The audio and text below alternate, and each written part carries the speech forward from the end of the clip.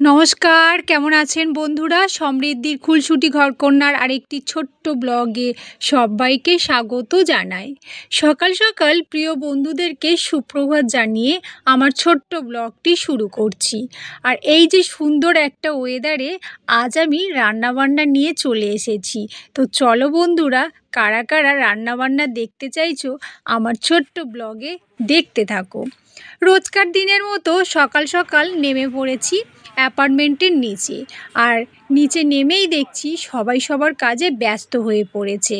আর আমি সঙ্গীতকে নিয়ে নেমে পড়েছি অ্যাপার্টমেন্টের নিচে ওকে স্কুলে নিয়ে যাওয়ার জন্য। আর ও ছাতা মাথায় দাঁড়িয়ে রয়েছে, আর এদিকে টিপ টিপ করে বৃষ্টি পড়ছে। আর সঙ্গীত দেখো ছাতা মাথায় দাঁড়িয়েই রয়েছে। তারপর ওকে স্কুলের বাসে আমি তুলে দিলাম। এরপর চলে আসলাম অ্যাপার্টমেন্টে, আর এসেই রান্নাঘরে ঢুকে পড়েছি।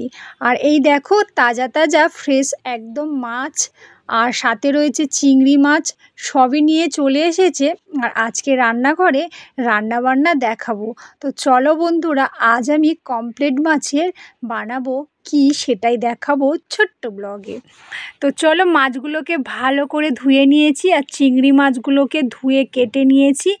আর কমপ্লেট মাছগুলোর পিঠে একটু চিড়ে চিড়ে নিয়েছি, কারণ এর মধ্যে লবণ, হলুদ, লঙ্কার গুঁড়ো সব মশলাগুলো ভালো মতো ঢুকতে যাবে। আর এই দেখো একদম তেলের মধ্যে দিয়ে দিয়েছি মশলা মাখিয়ে। মাছগুলো তো একদম লাল লাল করে ভেজে নেব। আর মাছগুলো ভাজতে ভাজতে এদিকে আমি আলু বেগুন কেটে নিয়েছি। তো চলো, আলু বেগুনগুলো আমি এরকম শেপ করে কেটে নিয়েছি। এরপরে ওদিকে আমি চিংড়ি মাছগুলো ভেজে নিয়েছি। আজ আমি রান্নাঘরে দুটি রেসিপি দেখাবো। তো চলো বন্ধুরা, দেখতে থাকো।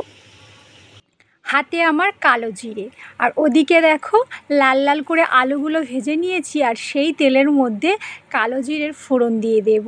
আর টকবক করে ফুটছে, আর তার মধ্যে কালো জিরে দিয়ে দিয়েছি। আর এবার আমি খুন্তি দিয়ে সেটাকে নেড়ে চেড়ে নিচ্ছি। তার মধ্যে আলুগুলো একসাথে আবারও আমি ভেজে নিচ্ছি।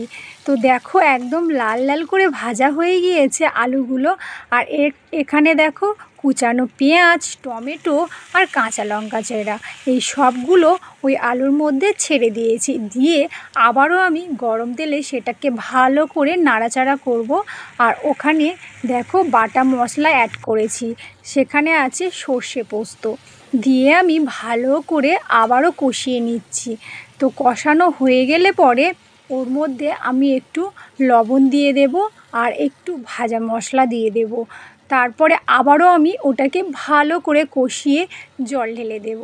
তো চলো, জলটা দিয়ে দিলাম, দিয়ে এরপরে কিছুক্ষণের জন্য ঢেকে রাখবো। তারপরে তো রেডি হয়ে যাবে বেগুন সর্ষে। আর ওটা কী মাছ বলো তো? কমপ্লিট। তো চলো, বাচ্চা বড় সবাই খেতে পারবো এই রেসিপিটা। তো যাদের বাড়িতে ছোটো ছোটো বাচ্চা আছে আর বড়রা সবাই মিলে এই রেসিপিটা খাওয়া যাবে।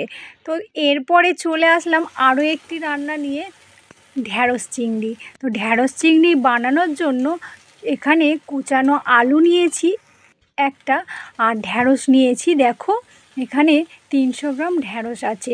এই সব ঢ্যাঁড়স আমি ভালো করে ধুয়ে কুচিয়ে নিয়ে আমি গরম তেলে একটু পেঁয়াজ, কালো জিরে, শুকনো লঙ্কা আর তেজপাতার ফোড়ন দিয়ে নাড়াচাড়া করছি। ভালো করে লাল লাল করে ঢ্যাঁড়সগুলো ভেজে নিয়েছি। আর এখানে তো চিংড়ি মাছ ভাজাই রয়েছে। তো চলো, এরপরে আবারও একটু ভালো করে ঢ্যাঁড়সগুলোকে নেড়ে চেড়ে নেব।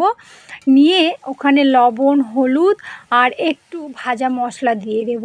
ভাজা মশলা বলতে জিরে গুঁড়ো, ধনে গুঁড়ো। ওদিকে রান্নাটা রেডি হচ্ছে, আর এদিকে আমার কমপ্লেট মাছের রান্না একদম রেডি হয়ে গেছে। দেখো বন্ধুরা, বেগুন, আলু আর কমপ্লেট দিয়ে সর্ষে কেমন হয়েছে বলো তো? এটা বাচ্চা বড় সবাই খেতে পারবে, কোনো অসুবিধা হবে না। তো যাদের বাড়িতে এরকম ছোট ছোট বাচ্চা রয়েছে তারা এই রান্নাটা করে একবার খেতে পারেন। এরপরে চলে আসলাম ঢ্যাঁড়স চিংড়ি নিয়ে। দেখো ঢ্যাঁড়স চিংড়ি একদম রেডি হয়ে এসেছে।